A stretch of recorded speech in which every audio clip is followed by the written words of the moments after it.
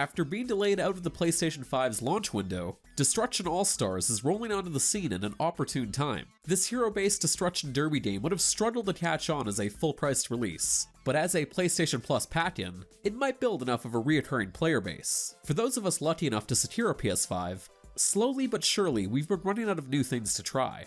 Personally, my list is dwindling. As brilliant as it is and as much as I adore it, Demon's Souls can only last me so long. My PS4 backlog has been doing a lot of heavy lifting so far, especially with some of the performance-boosting updates that are popping up for older games. But there's something special about a built-for-PS5 title that looks sharp and plays well, and Destruction AllStars fits the bill. My first night with the game was encouraging. The cars have breezy handling, the rules and controls are easy to learn, and getting into an AI or even online match is snappy. In other words, Destruction AllStars is a kind of chill game I could pick up again after a 6-month break without feeling lost. At the same time, I worry about its longevity. It's surprisingly light on content, and that's a big problem. If you're in the mood for a low-stakes competitive multiplayer game, you might dig this one. It's as simple as picking one of the 16 drivers, jumping into a disposable car, and smashing into other vehicles. There are other elements, of course, but that's really what it comes down to, for better and for worse. Destruction AllStars controls are dead simple. You can accelerate, reverse, and drift as you'd expect in any modern car game. On top of that, you can do a side slam and a charge attack using the right stick on the DualSense. Both of these moves run on a cooldown, and while the ability bar is quick to refresh, you have to be a little forward thinking. Barging is more destructive when you have a lot of speed built up. If and when you wreck, or if you see a more enticing vehicle that's calling your name, you can eject your driver and run around the field. And I'll never get tired of the way characters dramatically hurtle across the screen. It's fun every time.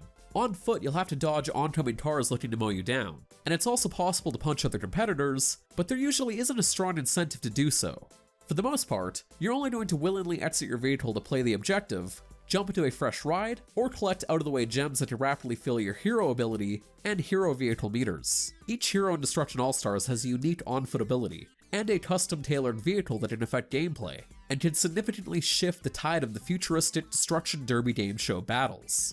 When your meter is full and you pop your Hero Breaker's ability, you'll run faster and double jump no matter who you are. Different characters also have different perks. Lupita leaves a fiery trail, Shift goes invisible, and Sergeant Rescue drops smoke in his wake, to name just a few. Some are clearly better than others in most situations, so it's worth taking the time to read up and figure out your favorite drivers. Similarly, you can summon your hero vehicle when the corresponding meter fills up. There's no reason to wait. Hero vehicles are much flashier, and unlike common cars that regularly cycle in and out of the map, they can't be stolen from you. All of them have a specific offensive or defensive ability that runs on a cooldown. There are enough players in the midst that you'll feel like you can have an impact on your team without feeling pressure to play perfectly. I appreciate that vibe. In many of my matches, I kind of did my own thing until my hero vehicle was ready, and then I tried to make significant game-changing plays.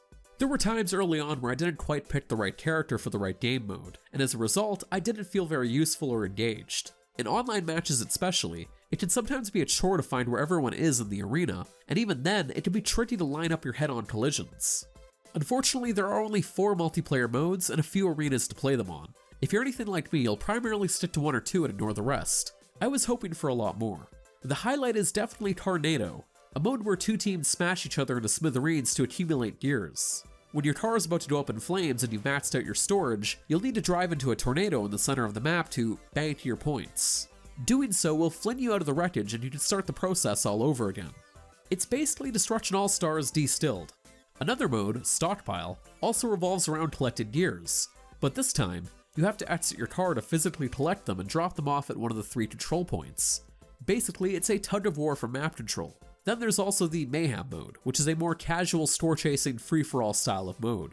The last one, Gridfall, could be my favorite, but it needs tweaks. It's a free-for-all knockout match with a floor that falls apart like you're playing the old Xbox minigame collection Fusion Frenzy.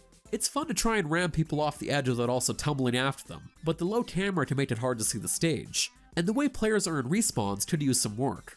It could be over in seconds. In terms of single-player support, there's not much. You can play the aforementioned modes against the AI, I actually recommend it, but the quote-unquote story mode is super bare bones right now. There's a freebie set of levels for one character, Ultimo Barricado, and that's it. The rest will cost you. Currently, there's one other set of levels to unlock, but you'll need to pay for it because destruction points, the currency needed to unlock it, aren't being doled out in daily and weekly challenges yet.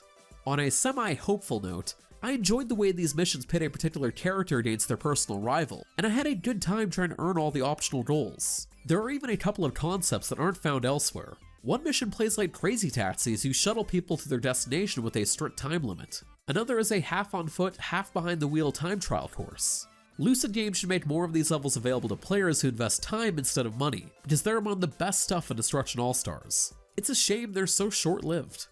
The core of Destruction AllStars is arcadey fun, and I can get behind that, but only to a point. The simplicity also works against it.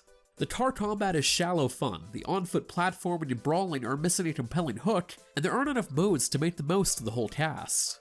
As is, the XP-based progression and cosmetic rewards like recolored outfits and silly emotes aren't captivating enough to keep me playing this game much beyond its first week. These incentives to keep playing just don't cut it in 2021. The live service competition is too fierce, our attention is too divided. For what it's worth, Sony and Lucid say they're planning regular season updates, with new game modes and new characters. That's going to be crucial once Destruction AllStars is no longer included with PlayStation Plus. At this point, with the current outlook, I don't feel like it should ever leave. By all means, claim this game and enjoy it while you can if you have a PlayStation 5, but don't expect it to stay in your weekly rotation for very long. It's a nice enough intro to the console, but it's fleeting. But for more written reviews, news, original features, and more, be sure to head on over to Destructoid.com. And if you enjoyed today's video review, feel free to leave a like and maybe even consider subscribing for more. And as always, thank you for watching.